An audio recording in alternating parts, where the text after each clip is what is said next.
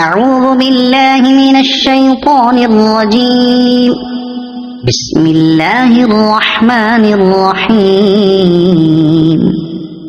إذا زلزلت الأرض زلزالها وأخرجت الأرض أثقالها وقال الإنسان ما لها يومئذ تحدث أخبارها بأن ربك أوحى لها يومئذ يصدر الناس أشتاتا ليروا أعمالهم فمن يعمل مثقال ذرة خيرا يره ومن يعمل مثقال ذرة شرا يره.